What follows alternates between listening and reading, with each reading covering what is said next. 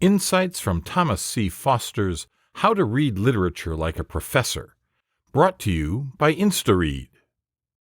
What does it mean for a fictional hero to set off down a road, share a meal, get soaked in a sudden rain shower? In How to Read Literature Like a Professor, 2003, Thomas C. Foster demonstrates how simple and satisfying it is to uncover the meanings and symbols in literature, and to discover a world where a road leads to a quest.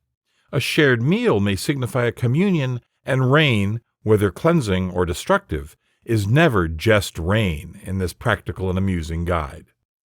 For everyday readers, there's always a sneaking suspicion that there's much more going on in a novel or poem than is readily visible on the surface.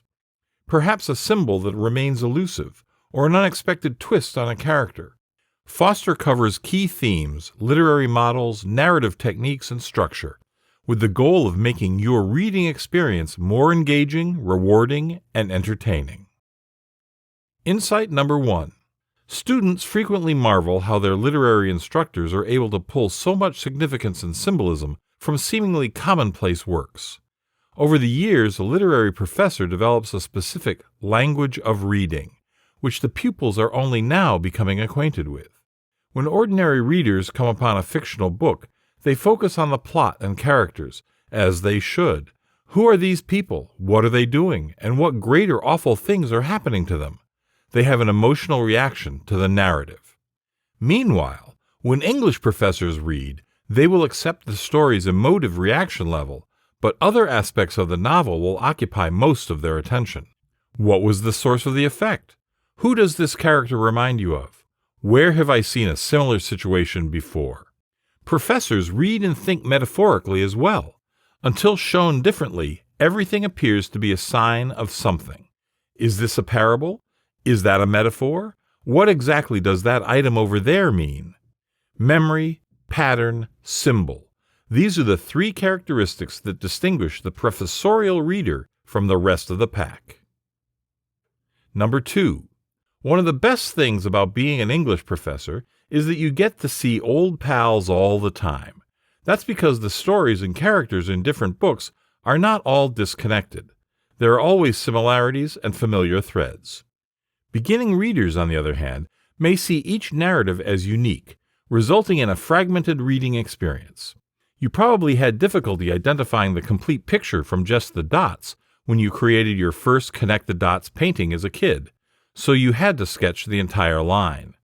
The more connect-the-dot drawings you complete over time, the more likely you are to identify the pattern right away. The same may be said about literature. Connect the following dots: garden, snake, plagues, flood, parting of the waters, loaves, fishes, 40 days, betrayal, denial, slavery, and escape. Have you read a book that included all these elements? It's the Bible, of course. Most people have, and that's why there are biblical allusions everywhere. Like Shakespeare's works and folk stories, the Bible encompasses so much of human experience and has been taught to so many generations that virtually everyone recognizes it. Number 3. The molding and maintaining force of tale and symbol might be referred to as myth. Myth is a collection of important stories.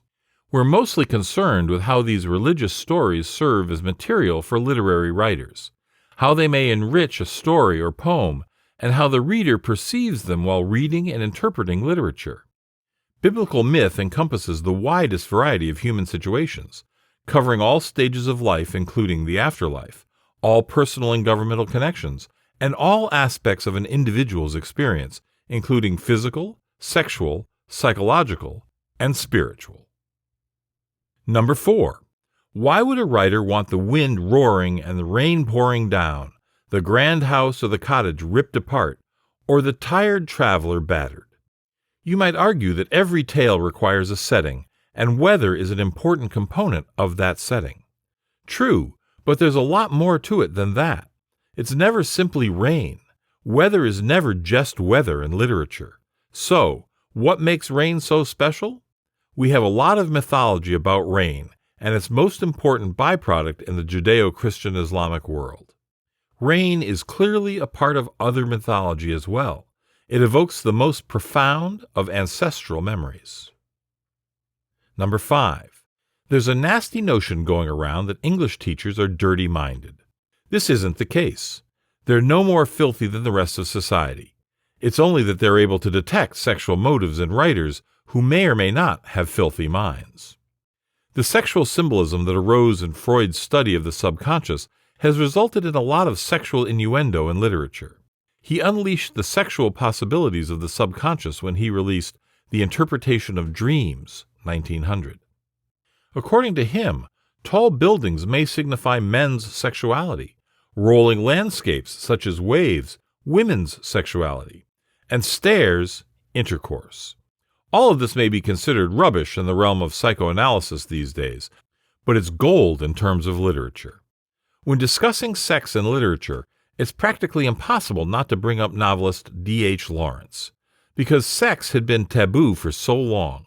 He worked relentlessly to delve into the subject. His work contains several references to sexual encounters, some veiled, some explicit, and in his final novel, Lady Chatterley's Lover, 1928, the great forbidden reading fruit of many an adolescence, he goes well past the censorship restrictions of his day, through innuendo and symbolism. Most authors try to avoid writing explicit sex scenes because there's only so many ways they can go, and it makes for dull and uninteresting writing. Even when they're writing about sex, they're usually talking about something else. Number 6. The setting in literature is geography, but it can also be psychology, attitude, finance, industry, or anything else that a place can instill in the people who live there. Geography in literature can be more than that. It can reveal almost any aspect of the work, including subject, symbolism, and storyline.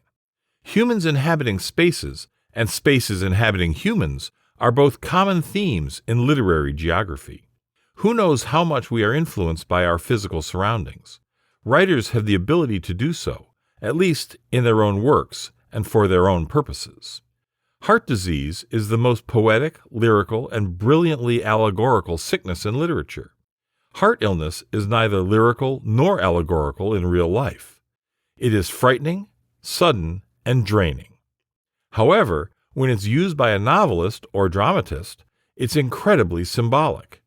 The heart, in addition to being the pump that keeps us alive, is also the symbolic reservoir of emotion and has been since ancient times.